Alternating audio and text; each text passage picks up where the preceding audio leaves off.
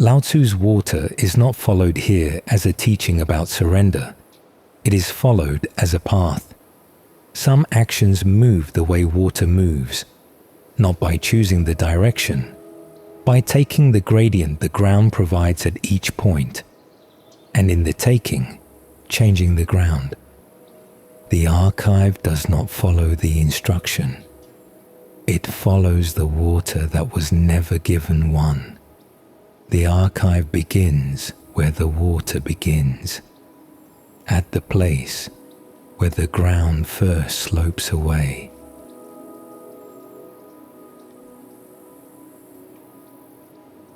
The stream runs at the bottom of the valley. It runs at this hour without pause, not because it has decided to continue, but because the ground beneath it slopes, and the water at each point is pulled toward the lower elevation adjacent to it, and the water that was at each point has already moved to the next lower point, and new water has arrived from above to fill what the moving water left. The stream runs because the ground slopes and the water has mass, and the pull toward lower elevation has not ceased. There was no moment when the water chose this valley. The water that is in the stream now did not arrive here with a destination.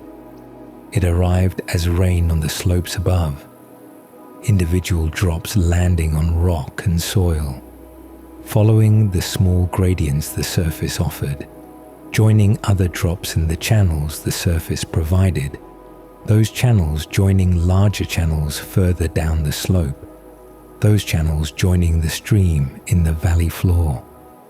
At each point the water moved to the adjacent lower surface. At no point did it plan the route. The route is what the ground allowed. The ground in this valley is not flat. The valley floor tilts, a gradient that the stream follows. The water surface maintaining the angle the valley floor provides, flowing in the direction the tilt indicates. The gradient is not steep here. The water moves at a pace that reflects what the valley floor offers. Steep gradients accelerate the water, shallow gradients slow it, and the gradient here is moderate, the water moving at the rate the moderate slope allows. The stream does not run in a straight line. Even on this moderate gradient, the stream curves. The curves are not the result of obstacles forcing the water to turn. The valley floor is open, no large rocks blocking a straight path. The curves are the result of the water's own motion, and what that motion does to the surfaces it moves against. The stream bends because it has been bending. The bend it has now is the record of all the bending that came before.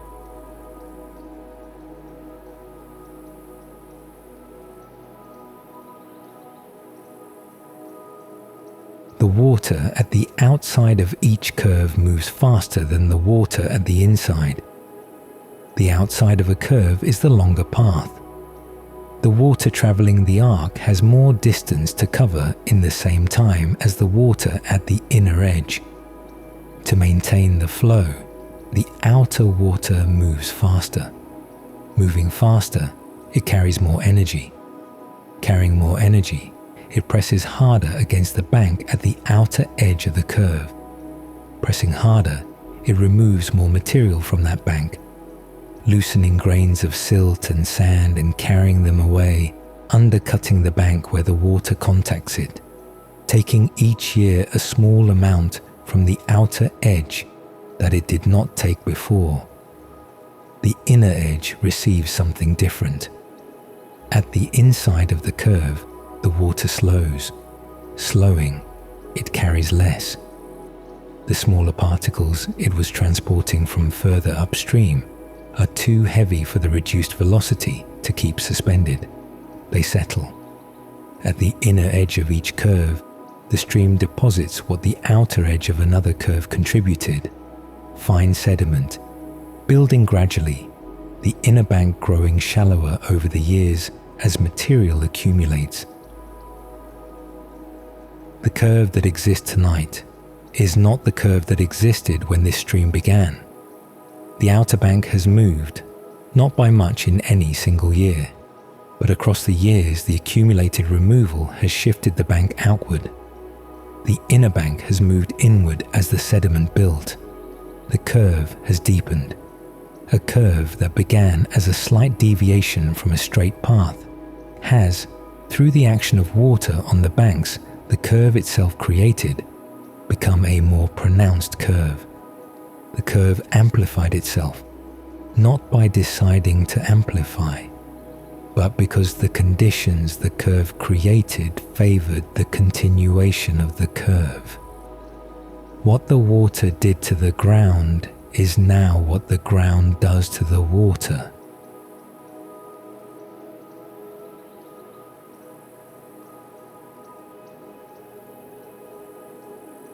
Some actions move this way, not by forcing the path, by taking what the ground offers at each point, and in the taking, removing something from one place and placing it in another. The ground that remains is not the ground that was there before the taking. It is the ground the taking made. The water that arrives next finds different ground. Breath enters, breath leaves. Between breaths, the air holds its density.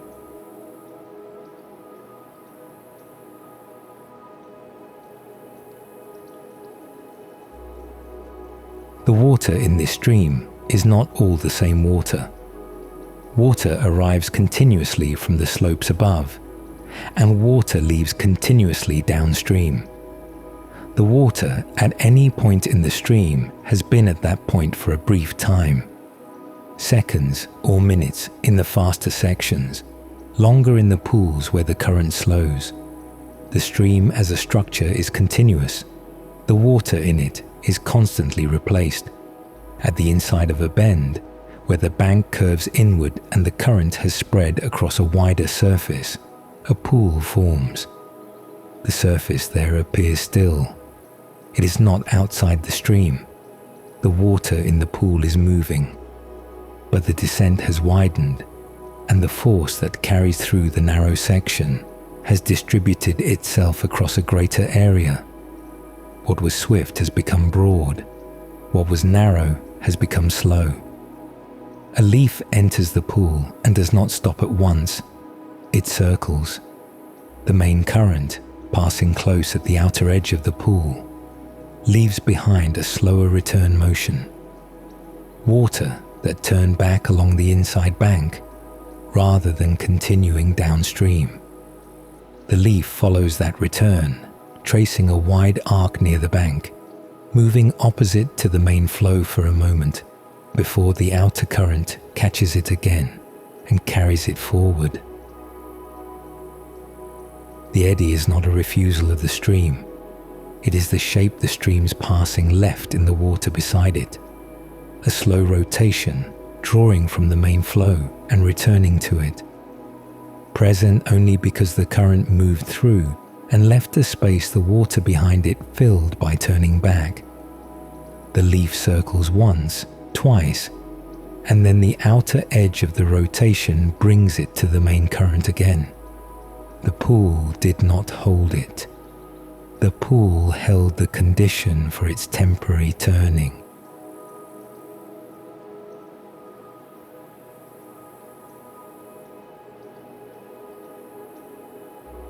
What the stream carries changes with its speed.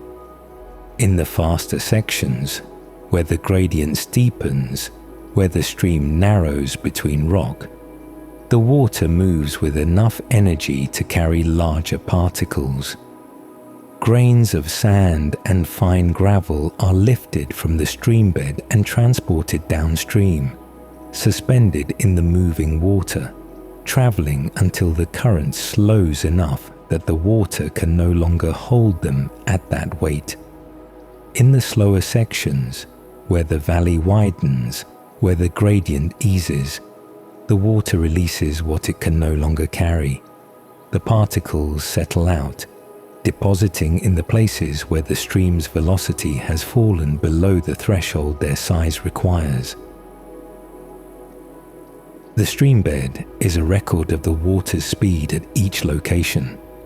Where the bed is gravel, coarser particles, the water was moving fast enough to carry finer material away, but not fast enough to move the gravel.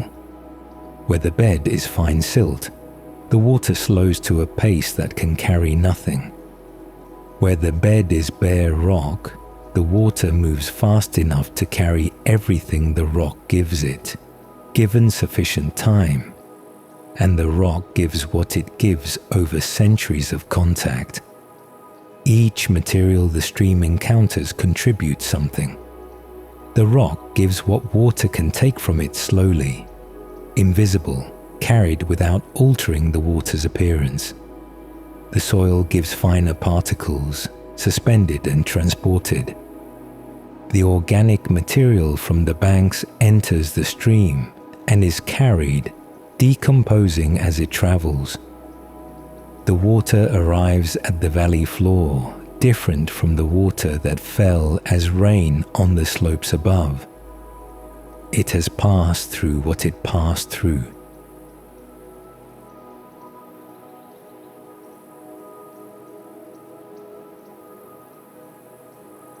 Further down the valley, a second stream enters from the side. The two streams meet at the confluence, the point where the valley floor has directed them to the same location, where both gradients have converged. The meeting is not violent. Both streams have lost speed as they approach the wider valley floor. They arrive at the confluence at the pace the lower gradient allows. For some distance below the confluence, the two streams run alongside each other without fully mixing. Each stream carries its own temperature, its own sediment load, its own chemistry from the different slopes it descended. These differences do not vanish at the moment of meeting. The water from each stream maintains its properties for a distance, visible in some conditions as a line where the two waters meet, each holding its character against the other. The mixing happens gradually. Over the distance the combined flow requires to fully exchange what each brought.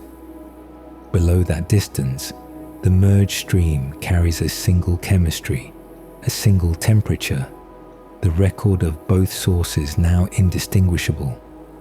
The confluence did not erase what each stream carried. It created the conditions for the gradual exchange. What each contributed is now in everything downstream.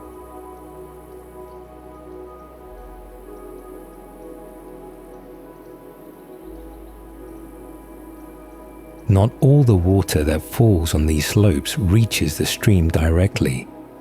Some enters the ground, moving down through soil, through fractured rock, following the same pull toward lower elevation, but through a medium that slows the movement to a different scale. Water moving through soil takes days. Water moving through rock takes years. Water moving through dense rock at depth takes centuries, entering cracks too small to see, dissolving small amounts of what it contacts, moving at the rate the ground allows. The water that emerges as a spring has been underground for a period the surface cannot record. It carries the temperature of the depth it traveled. Cold in summer, the surface seasons not yet reached it. It arrives at the valley floor as water that left the surface in another season, having taken the path the rock provided for as long as the rock required. The stream below the spring holds several histories at once. Recent rain, older water that moved slowly through the ground, each arriving now in this current, indistinguishable from the other, each having taken only the path the ground allowed.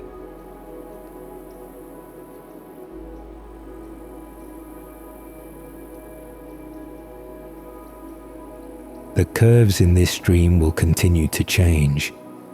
The outer banks will continue to receive the water's force at the outside of each bend, and the banks will continue to give what the force requires, slowly, at the rate the material allows, but continuously.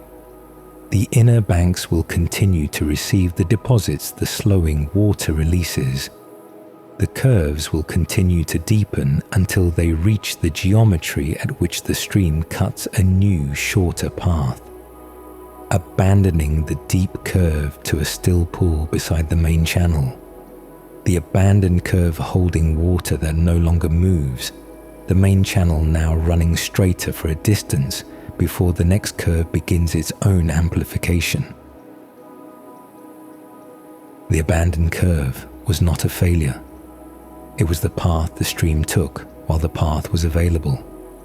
When the accumulated deepening of the curve created conditions for a shorter path, the water took the shorter path, not because it decided to, but because the shorter path was lower and the gradient toward it was steeper than the gradient around the remaining curve. The old path is now still water. The new path carries the current.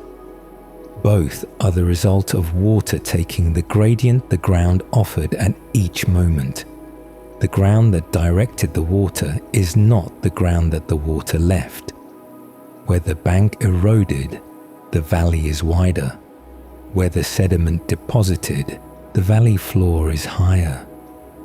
Where the rock dissolved over long contact, the ground below holds the record of what the water removed. The stream runs tonight in the channel the previous water made.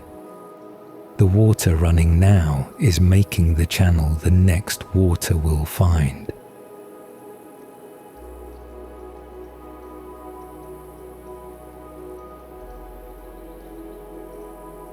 The water in the stream does not hold the valley's shape in mind. It holds only the gradient at each point. The pull toward the adjacent lower surface, the response to that pull at the rate the channel and the load allow. The stream takes the path it takes because that path is lower. It changes the path because the taking changes what is lower. The valley was here before this water. This water is here because the valley was. The valley that will be here after this water will be the valley this water made. At the curves, the water continues to press against the outer bank. At each gentle gradient, the water continues to release what it cannot carry at that speed. At the spring below the slope, water that entered the ground in another season continues to emerge, carrying what the rock gave it slowly. At the confluence downstream, the two histories continue their gradual exchange, becoming indistinguishable over the distance the mixing requires. An action may move this way, not by imposing a shape on what receives it, by entering the shape already offered, the gradient that is there, the channel that the previous water left, and passing through at the rate the ground allows. The path is not obeyed as an order, it is used as a condition. And the condition, once used, is not the same condition. The water that did not force has still moved the bank. The water that did not resist has still left a channel. What arrived without insisting on direction has changed the direction of everything that arrives after. Not because the water decided to change it, because passing through is not the same as leaving what you passed through as it was. The water takes the gradient takes the water's passage.